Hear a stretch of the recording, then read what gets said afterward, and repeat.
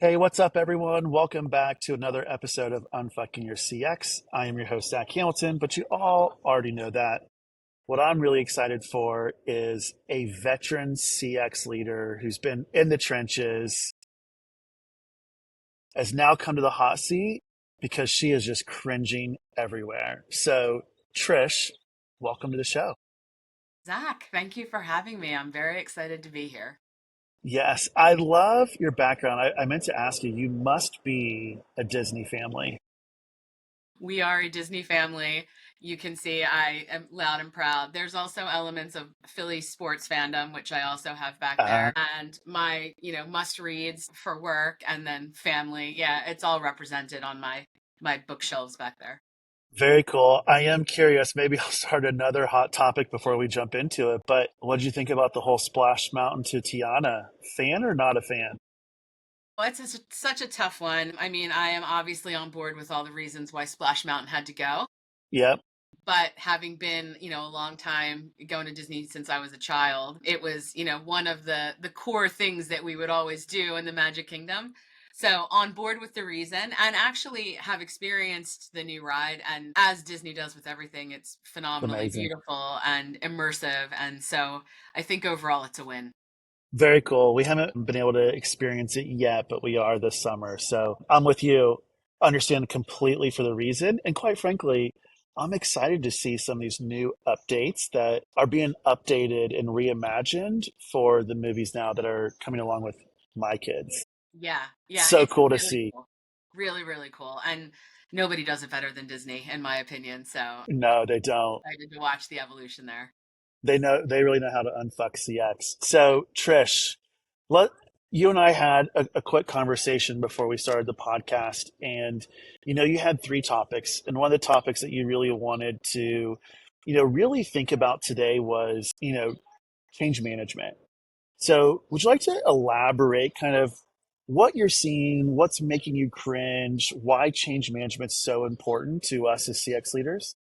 For sure. So I think at the end of the day, change management is pretty much interchangeable with customer experience when you're trying to drive change in an organization. Oftentimes, I've been in multiple industries, in CX and in innovation. And the common thread has always been that there has got to be transformation within the organization and massive amounts of change happening in order to really make the customer experience mindset come to life for employees. And in order to do that, you need to be employing those fundamental tenets of change management. And just a lot of organizations don't really view it as something that's critical. You'll have folks come and say, go build a voice of customer program or build some research or make sure you're partnering with your stakeholders and understanding all of the metrics that are important to the business. All of those things are critical. But I've also had people say, oh, and by the way, can you wholesale change the culture in the organization too? And if you're not having change management as part of that conversation, you're missing the boat. Yeah, I think you're so spot on there. I mean, it's if you think about two, right? I mean, ultimately, customer experience is really measuring how well did we operationally meet the needs. So if we understand what our customer expectations are, how well are we meeting them? And when you think about, I gave this example as we were having this conversation at Aaron's when we first were rolling out Aaron's. For 60 years, the store managers, they got to make the decision who they rented to. And there was no like algorithm. It was just, I think you're going to make your payment. And now we are essentially saying there's an online algorithm that's going to make the decision for you. And so a lot of times when you think about transformation projects, we think that the field is just going to adopt them or employees are just going to adopt a change because there's a memo that comes out that says, this is the new thing. Everyone get on board. And as CX, like we're asking our cross-functional peers to redesign experiences that they already built. So I'm curious, like when you think about change, before we get to the player tips, is there a time that you have successfully led change within the organization? And how long did that take? Well, I mean, I would hope that I could say that across my career, as I've implemented CX and built cultures of innovation and customer centricity, that change has been a huge part of that. So I think I've led change across multiple organizations. I'll give an example. Most recently, I was the chief customer officer at a fintech. And when I started, it was pre-COVID, as I like to say, pre-COVID times. And when I came in, the challenge that was put in front of me was, look, for the time that this company's been around, which was about 5 years at that point, the investor has been the customer. And we haven't really thought very much about the end consumer. And so what we needed to do was essentially shift the mindset of the organization to think very differently about who their customer was at the end of the day. And so over the course of my 5 years there, we did a lot of work to make that shift. And I think we were pretty successful. The investor is absolutely part of the puzzle, right? You can't do any of it if you don't have the funding you need to keep the business afloat. But if your employees aren't thinking about the end consumer, the people that are actually coming to you to solve a problem, to utilize your product to do that, then you're missing the mark in terms of who you need to be thinking about. And so I think as we built our program there, we were really effective in helping to shift that mindset from investor as customer to end consumer as customer. But it doesn't happen quickly. To your point, it's generally a process that takes not weeks, not months, but years. And you have leaders that come into the organization and leave the organization, and you lose advocates and you gain advocates along the way. I think the most important thing is, and we'll probably get to this with player tips, is being really clear to the organization about ultimately, what does this change bring us to? What does it get us to? What is the vision that we are driving towards? And if you can make that really clear, it helps to clear the path on some of the obstacles of change that come up inevitably in any sort of initiative or change management process. Yeah, I think you're so spot on there. I think so many times we underestimate how important just, I don't want to say voice of customer, because there's so many different customer signals now that we have access to, but how we represent the customer and the importance it even plays in change management, and really selling the vision on, here's the reason why we have to make this shift. Here's the reasons why we have to go this way. And I think the other piece too is how important the voice of employee is in your change management efforts. And so I know, Trish, you've done this successfully at many organizations. There's a lot of CX leaders who just struggle, not just with getting their cross functional peers on board, with prioritizing customer feedback, but also like getting them to lead change. So, what's player tip number one? So I would say player tip number one, and you've kind of already talked a little bit about it, is if they don't know what's in it for them, they won't care. So if you're thinking about it from an employee perspective, getting really crisp with your employees, first of all, on who the customer is, because oftentimes we talk about customer very broadly, but they don't really know what are the things that I should care about relating to this customer. That's how you develop empathy, and that's going to be critical in this change. So making sure that your employees understand that, and then also, why does this matter? Why does it matter to the business? Why does it matter to me? And why does it ultimately matter to the customer? So for me, it's making sure that you have checked the box on all of those things. Your employees understand why it's important and why it's happening. Your customers have a closed feedback loop where they see that their input is being listened to. And, your leaders are also understanding their role in facilitating the change and in managing the change process.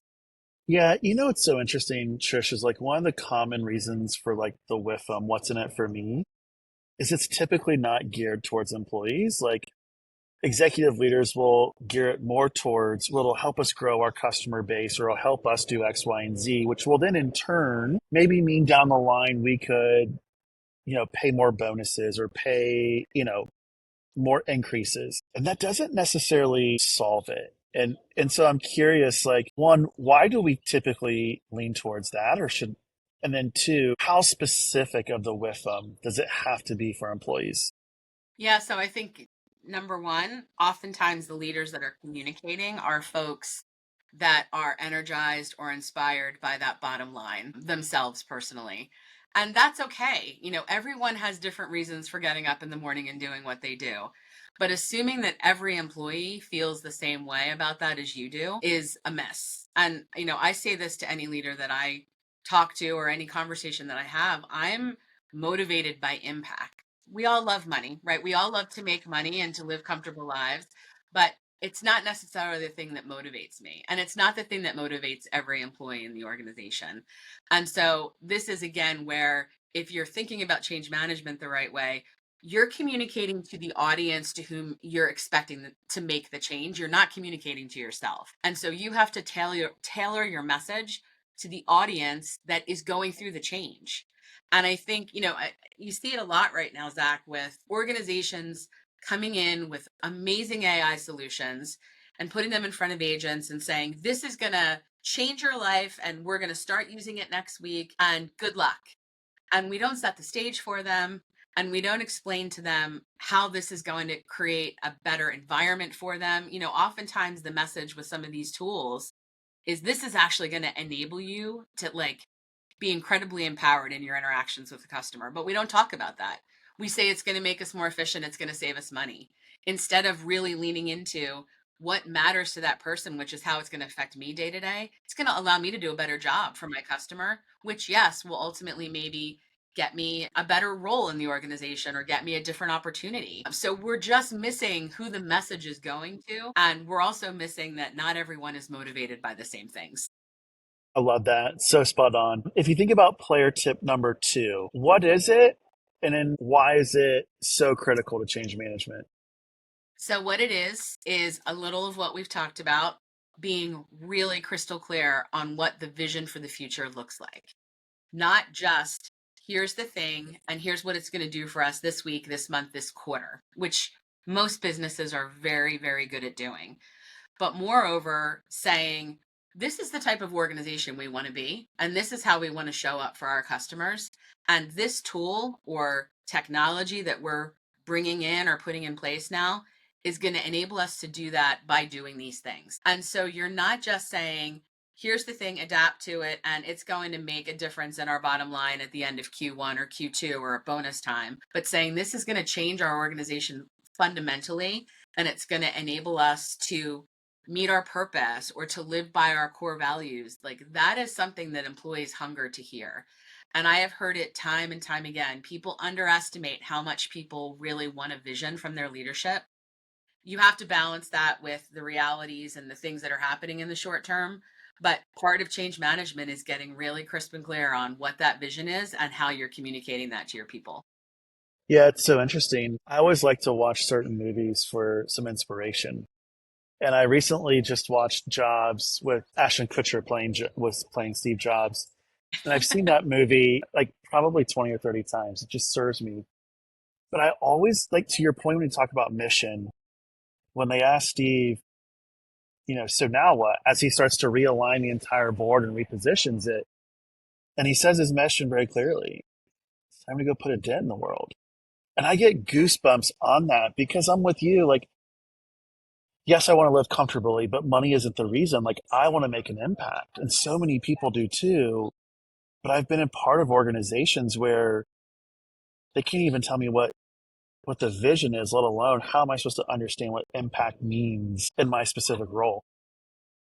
Yeah. I think whether you are running a one person shop or you are running a huge giant company with thousands, there has to be some sense of what you want to be when you grow up, what you want to be in the future, what you're driving towards. If you're not giving your employees that, then they're somewhat untethered to anything. It's just I'm here to just do a job. But that future vision or that idea of what you want to be in the future, to your point, Steve Jobs was excellent at creating that vision, probably not always so great at the day-to-day stuff. That's probably why they liked him to be more of the visionary. There are leaders that are definitely better at setting that vision and creating that vision and kind of keep them out of the weeds. It's no coincidence that I'm a huge Disney fan. I mean, any Disney movie, I think about Moana. Moana is all about her vision of what she wants to be and driving towards that. And I didn't think that I'd be using Moana as an example in anything today, but here it is. A broader purpose, your place in the world that's maybe a little bit more than just what you do day to day. That's incredibly inspiring to people. And it's why all of the great stories typically have that component to them. And her vision changes, right? So after, I mean, now it's like reuniting the different islands together, right? The different people. I love that. What's player tip number three? Yeah, so I think we've talked a little bit about this. Most important never assume that you're over communicating. No matter where I've been, I always hear leaders say, I'm afraid we're talking about this too much. I'm afraid that we're giving too much information here. And oftentimes, when you go out and talk to employees, they will say, I don't know what we're doing. I don't understand. Nobody's explained this to me. So, communication is everything. It is how these ideas are getting back to your employees. And you've said it before, sometimes, people think of change management as sending out a memo, and that's not what I mean. It doesn't mean start blasting your employees with emails. What it means is being really thoughtful about what you want to say, how you want to say it, and who you're saying it to. How are they going to receive it? And then how are you going to collect feedback around it? That is all part of communication. And if you aren't thinking about that ahead of time, what will happen is it's inevitably going to happen for you. Communication will go out. You will have no plan for feedback collection. The feedback will happen. It won't happen in a productive or meaningful way. It won't get to the people that it needs to get to. And the process is already broken. And you've got frustrated people and you've got frustrated leaders. So being really thoughtful and proactive about how you want to communicate change is going to get you 50% of the way there.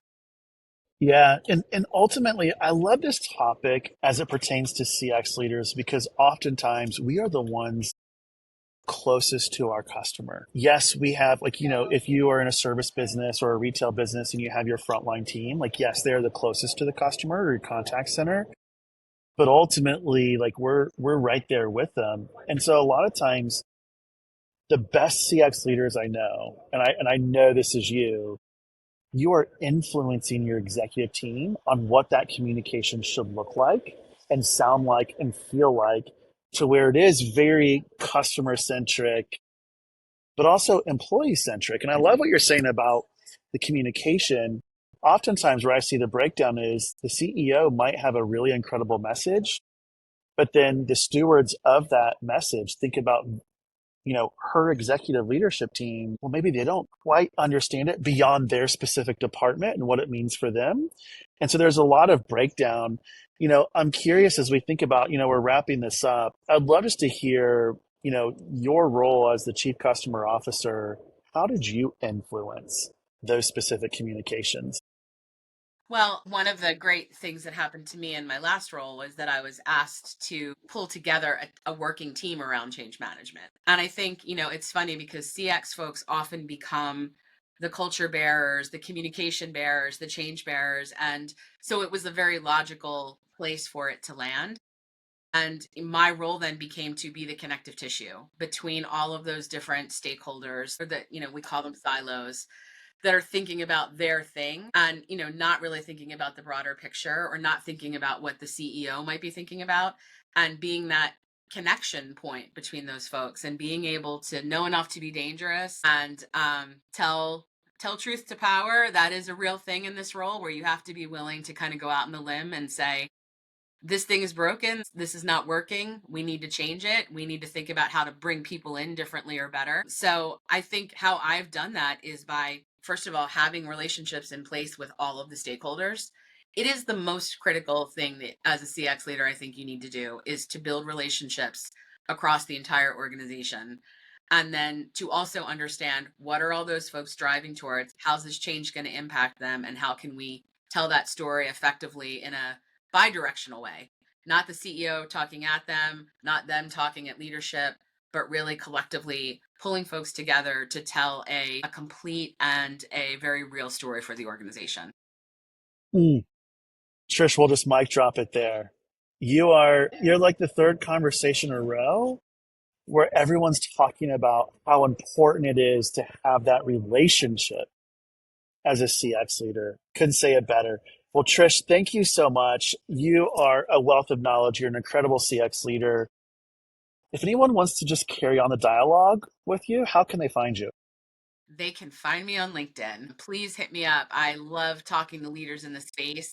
I love talking to folks about change management. So please, I'm out there, Trish Wethman. I would love to connect with folks and talk more about this. Awesome. Well, thank you again so much, Trish, for coming to the hot seat. You have two other cringeworthy topics, so you got to come back so we can unfuck those too. Absolutely. Zach, it was great talking to you, and thanks so much for Awesome. having me. Yeah, cheers.